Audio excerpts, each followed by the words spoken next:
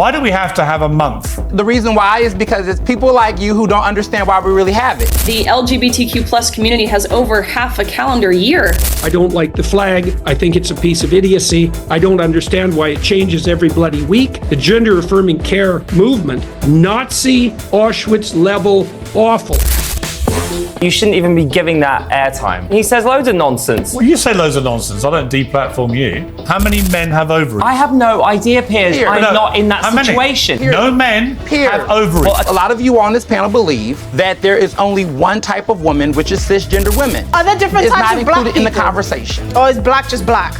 Ernest, if I now identify as a black man, am I a black man? Why are you conflating race with gender, Piers? I'm just asking you a question, Ernest. Am I a black man if I say I'm a black man? Pride Month, gender identity, and a panel that couldn't agree on what a woman is. That's the collision at the heart of this segment. Piers Morgan's Uncensored brought together swimmer-turned-activist Riley Gaines, comedian James Barr, and commentator Ernest Owens. Within minutes, the conversation moved from a book about fairness in sport to a full-blown argument about identity, hypocrisy, and who gets to decide what counts as bigotry. Jordan Peterson's inflammatory comparison of gender-affirming care to the Holocaust gets played and instantly divides the room. A charity's tweet about ovarian cancer becomes a flashpoint. And a simple question, am I a black man if I say I am, exposes just how differently each guest applies the logic of self-identification. Nobody walks away from this one persuaded. No, I fully support LGBT rights. I can only remember those four, so my apologies to the rest. I always have. And I don't need a rainbow on my cereal box, credit card, sandwich or beer to prove that. And I certainly don't need it for a month. What do you feel about things like Pride Month? I mean, like I say, I support the LGBT community, always have done. But I find this whole idea of a whole month being set aside for celebrating Pride. I'm like, why?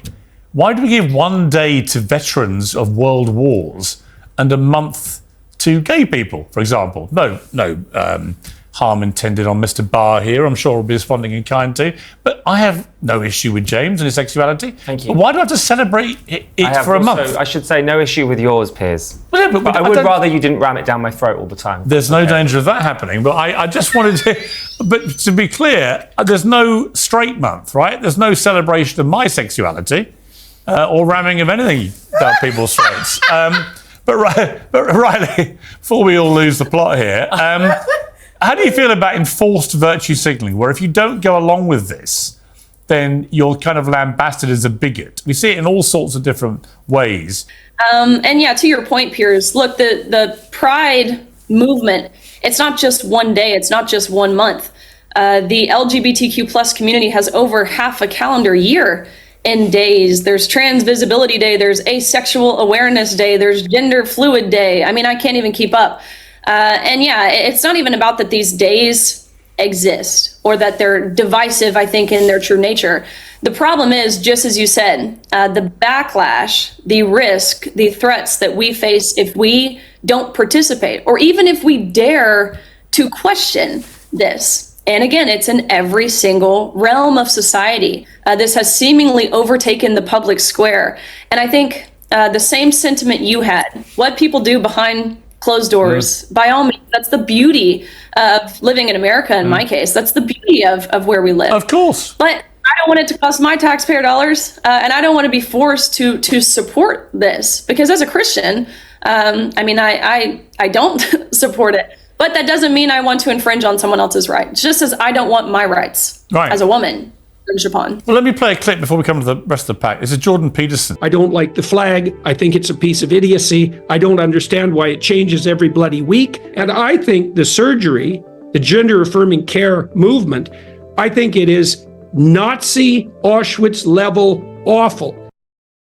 Mr. Barr. What on earth is that closeted gay man wearing? That is an abomination. That is a crazy load of absolute bullshit. I'm sorry. That is insane. How dare he say that about Auschwitz? Gay people were killed alongside Jewish people and disabled people in the Holocaust. That is disgusting, Piers. That is disgusting. You shouldn't even be giving that airtime. Well, he's a very famous guy. Yeah, but we shouldn't be listening to what he thinks. I mean, he says loads of nonsense. Well, you say loads of nonsense. I don't deplatform you. No, I mean, I do agree with you. I agree with you, James. Wow, that drawing likeness to Nazis and Auschwitz is a bit extreme. However, he does make a valid point that. Well, he was talking specifically about the butchery of gender-affirming care. That's what he was talking about. I'm sorry. There is nothing positive about basically castrating people and chopping off their breasts and their sexual organs to try and affirm anything other than some deep psychological distress. And I think that's the point he should have made instead of comparing it to Auschwitz, because it doesn't always have to be compared to Auschwitz. That's a very touchy topic. Everything that's been said here so far, I could write an essay about it. I have so much to say, and it's difficult to just respond to literally all of the insane things that have been coming out of your mouths over the last 10 minutes, to be honest. What was insane about anything Riley said? I do find behind closed doors what was quite insane offensive. about anything Riley said? This is what Riley Listen, can I just reply to Esther first? You because can. I don't want to disrespect everything Riley ever says, people like you go, it's insane. And when I say, what is it she said that's insane? It's a great question. You want to move on? No, I think what she said about how she doesn't agree with it, but whilst also saying, I don't, well, that's not really supportive, have to is agree it? with you. It's not supportive. She doesn't have to why does everyone need to support They something don't, that they don't. But let me just try and make one single point, It's if I not can. compulsory please to make a support point. anybody. It's not that these concerns that Riley raises aren't important, or that women's safety isn't important. All of that is important. And what happened to Riley, it's an important story that we should listen to. Everyone should. And the left shouldn't be attacking you for that. That literally shouldn't happen. No one should be attacking anyone. Okay. We should listen with empathy. Yes. But I think the issue occurs when we look at abuse rates in America for women, right? It's 1 in 3 women that are abused by men in America. You haven't commented on that. You haven't commented on abortion. You haven't commented on so many things. Trump discussing that it's okay to grab a woman's pussy. You don't make comments on those issues. And those issues are affecting more women than a trans woman in a changing room, because there aren't that many. There's only 700,000 trans women in America. So because they can't all be abusing women, that would be insane. They're too busy. All right, I'll let Riley answer that herself. There's a reason why. There's a reason why for this, though. The truth of the matter is that, thank you. The truth of the matter is that there's always this conversation about the woke group, the far left group that's pushing an agenda. But we got to be real about the people like her who's pushing a far right agenda that oftentimes is fixated on coming after people of color, what are you coming talking after about, queer far people, right? and also pushing an agenda that Ernest, when did Riley Gaines be far right? You don't even know what woke means. Hold on. You don't even know what that's woke fine. means, right? That's fine. Can I just ask you a question? Can I just ask you a question? And that's fine. Hold on, Ernest. Right? Can I ask you a question just to clarify, because I'm none the wiser? Define far right. What's the definition of far right? Far right are people that are pushing homophobic, transphobic views, misprescribing, misdefining terms such as woke. None of you all seem to really know what woke means, but you like to use it. That's not a definition. I literally wrote a book about it. It's just people you disagree with. I'm going to call you all far-right conservatives. Hang on. No, it's the same thing with left. Anybody you don't agree with, you call woke. So if you're gonna call anyone you don't agree with woke or extreme or lefty, yeah, literally, I don't even know what that word means. I'm gonna call you all that. It's the past tense. You saying that I'm a far-right homophobe. My response to that is saying that men can identify as women, and lesbians who don't want to date these men who identify as women. That is homophobic. You are using lesbians as your political pawn, and that's sick. Lesbians don't want this. Riley, you've just come out with that from nowhere. So why are you calling a political pawn? That wasn't part of this discussion. Where's that come from? Because he called me a homophobe, and I'm sitting here saying I'm fighting for the sex-based rights of lesbians, we get women. emotional about this, and we're right to. Get emotional about a lot of things. Discussing our rights. How do you conflate? Hang on, please don't talk over each other. Hang on, with fighting for women's rights. Hang on. Don't talk over each other, because otherwise we can't hear what's going on. Yes. You see, James, it's interesting because you showed zero support for Riley's campaign. That's not actually what happened. I just showed some support. I'm talking about her campaign. you want to campaign about everything, but she's actually chosen the one that has directly impacted her life. No, my question is, why aren't you concerned about that too? Well, let's ask Riley if she is concerned about it. She hasn't been hit by a man, James. No, I'm going to come to that, but she's not here to talk about abuse of women. She's talking about the infringement on women's rights to fairness and equality in women's sport, which she herself has personally suffered from, right? Now, you have shown zero support for any women like Riley Gaines. That's not true. I just said it's an important story. I literally said it's an important story that we need to listen to. That's what I said. Last week, Piers, I literally just said 2 minutes ago, it's an important story. If I may remind you, I know a week is a long time in James Barr's memory lapse, but it was over a week because you've been on holiday. Last week, I had 3 days off. Last week, you said that the Olympics should be gender neutral. Well, I still think it would solve a lot of problems. It would solve zero problems. It would solve so many problems. And my point... And I'm not a sports commentator. I don't know sport. But I'm telling you, I think we should listen to Riley's story. But my issue is not the story or the concern. My issue is that it's the only concern. And then when we drill it down... It's literally her campaign. What do you think about abortion rights in America? What do you think about what Trump says? You don't want to comment on it. What do you think about the Uyghur Muslims in China? Yeah, exactly. Maybe that's her truth. What have you tweeted about the Uyghur Muslims? You haven't. So you're a bloody hypocrite. So I'm not a hypocrite, but I'm saying not everyone's doing everything. I'm trying to explain why the left get upset. It's because we're looking at it and going, the only thing you're bringing up is trans. Let me bring in Riley. Let's try and get some order here. This is exactly my issue. Ernest, wait a moment, please. The hypocrisy is... Wait a moment, Ernest. Riley, here's my point. We've just seen right there the hypocrisy. It's not hypocrisy. Right there. Right? I'm trying to explain. When I say to James Barr, why don't you talk about Uyghur Muslims oppression? Why should I? Talk about Uyghur Muslims. Why should I? I do. Right. Why should I? He doesn't. But he wants you to talk about all these other issues. No, I don't. I am trying to explain why we get upset. It's because we look at it and we go, why is J.K. Rowling only concerned about this one thing? She's not only really concerned about that. She tweets about a lot of stuff. Let me bring in Riley. You'd be very patient listening to this. I think it's entirely disingenuous to say that this is the only issue that I care about. I spend majority of my time advocating for this issue, but that's not to say that I don't speak on other issues. A big campaign of mine and what I am advocating for now is women in prisons. Women who are most of the time victims of domestic assault, domestic abuse, to which your point, I will say any form of sexual violence, any form of domestic violence that women face is entirely wrong and should be denounced, and those who commit it should be criminalized. But a large push right now is for fighting for these women in prisons, incarcerated women. They still deserve sex-based protections and their rights too. But it always comes back to this one issue, which only affects less women than the major. Does that make it? Does that make it? It doesn't make it wrong, and it's okay that that's wrong. Let me bring in. Explaining why we get upset. Right. Don't talk over each other, Ernest. Right.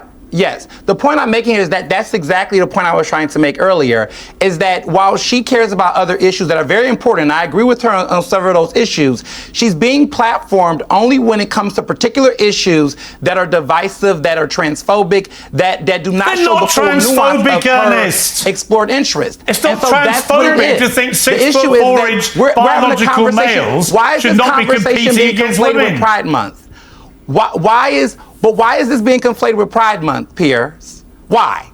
It's not being conflated. Why is she here talking about, why is she in the conversation around Pride Month? She wasn't. She was in a conversation about her book, which then led to a conversation about Pride Month. No, but she's also in a conversation about Pride Month. Why is there a conflation there? Pride Month affects because it goes aligned with your far right agenda. Why you're bothered. She's not far right. That's the issue that we're talking about on the panel. I think he's talking about Ernest, let me ask you. Ernest, why do we have to have... I want to ask Ernest a question. Why do we have to have a month of Pride? Go ahead. Why? Because the reason why is because it's people like you who don't understand why we really have it. It's not really about sexuality. It's about allowing people who are like myself, who don't feel like they're being represented or being protected in a world and a society where people like Riley gets a platform to spew misinformation. What's the misinformation? Representation. What's the misinformation, Ernest? The misinformation about gender. Tell me one thing she said. Tell me one thing she said that's wrong. Weaponizing transgender people. Tell me one thing she said, Ernest, that's wrong. That is just the biggest. Ernest. And I just said that. Ernest. And I just said it. I think it's the vibe, I want you to correct one thing she said that was wrong. Can you hear? Yeah, answer me. So, transgender people's existence does not threaten the existence of women. No one has said that. Nobody said that. But it is the vibe, though, isn't it? No. That is the vibe of this whole thing. No. It is, though. That's definitely the vibe. I'd say that's the vibe of your whole channel, actually. Ernest, nobody has ever said that. No one said that. It's the vibe. I support trans rights, defenders, and equality. You believe that, though? You cannot think of a single thing. All right, I'm asking you one more time. Tell me one thing Riley Gaines has said, this far-right lunatic who's lying apparently. Tell me one thing she said that is actually factually untrue. Like I said before, trying to position you can't answer, can and you? over-index transgender people in sports. I said it again. Over-indexing the role of transgender people in sports as if it poses a threat to cisgender women. Cisgender? That's I've got a BS. question for you then, Ernest. Why aren't we seeing women infiltrate into men's sport? Yeah, of course we're not. Because they can't compete. You don't see any trans men going into men's sport, do you?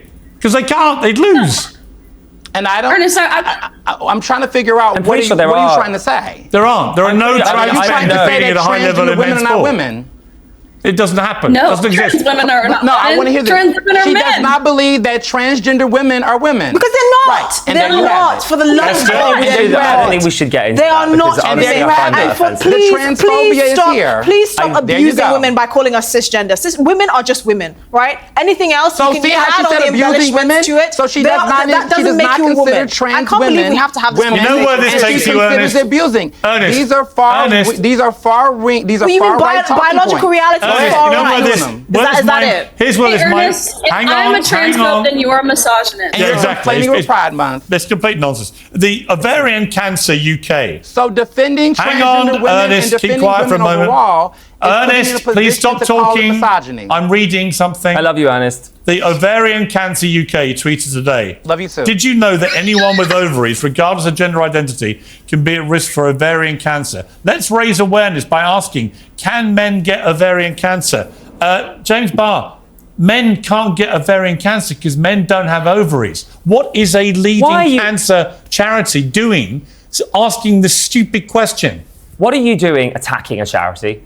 Because I think that is attacking women. Why are you attacking a charity? Well, I'll tell you why. Because a woman then actually messaged me who has terminal ovarian cancer, who says the idea of being on a tiny ward with somebody identifying as a woman next to her who actually has a penis and is a man, right, fills her with utter horror. Because of all the nonsense and fear-mongering that this platform is creating. No, she's a woman, doesn't want to be around men. Listen to me. When she's dying. Listen to me. In an ovarian cancer. If I decide to drink oat milk, that doesn't mean that actual milk is no longer is being threatened, okay? And in this case, this charity want to raise awareness about maybe 1%, if that, of people that could suffer from ovarian cancer. So how many men? Okay, let me ask you. How many men have ovaries? I have no idea, Piers. I'm not in that situation. How many? But they put it in their tweet. If you read it properly, it actually says what the statistics are. It does say. No men have ovaries. Well, according to a charity that work in this field,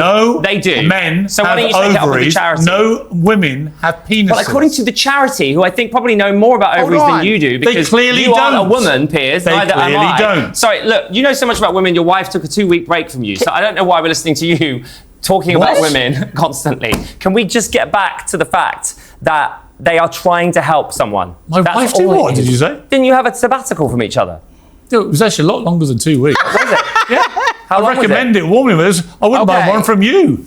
Let me bring Riley back in. Riley, this is the trouble. When you ask specific questions, Ernest, stop shouting. Everybody, the conversation is clear. Yes, go on, Ernest. So I got to be quiet. But go on, Ernest. In a nutshell, the larger point I'm making here is that the reason why I'm saying transphobia is because it's clear on this panel that a lot of you on this panel believe that there is only one type of woman, which is cisgender women. And anyone else does not prescribe to that definition for you all. No. And in my opinion, that is transphobic. Here's what I believe. You only believe that cisgender women Ernest. are women and everyone else are there different is types not of black included in the people? conversation. Or is black just black?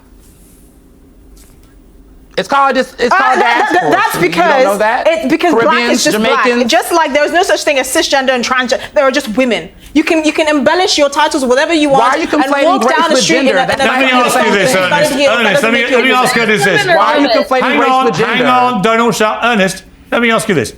If I now identify as a black man, am I a black man? Why are you conflating race with gender, Piers? I'm just asking you a question, Ernest. That's intellectually dishonest. If I identify... That's intellectually dishonest. Maybe, but it's a question you don't want to answer, isn't it? If self-identity is limitless, because I'm race now is a not the black same man as gender. called Ernest. Because race is not the same as gender. Am I a black man if I say I'm a black man? Say it again. Am I a black man Listen, if I say I'm a black man? Could be. Am I? No, because you're a white man. Because Thank you. It's race. So you don't because respect my rights gender. to identify as a black man, do you? Do you think it's ridiculous? You can identify as a black man. You can identify as a black man, Piers, but I know you lean on white privilege more than anything else. Okay, just to be clear, you wouldn't respect my rights to identify as a... Wow. You don't respect my rights to identify as a black man. In fact, you think it's ridiculous, don't you, Ernest? You could. What's striking watching this back isn't any single outburst. It's the pattern underneath it. Every guest accuses the others of applying their principles selectively.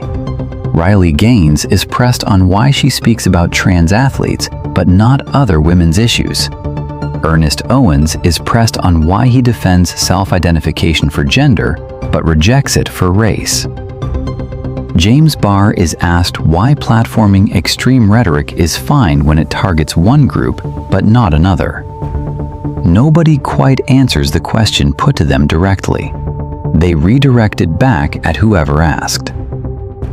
The clearest tell comes in the exchange about race and identity. When Piers Morgan asks whether he could simply identify as a black man, the room erupts rather than engages.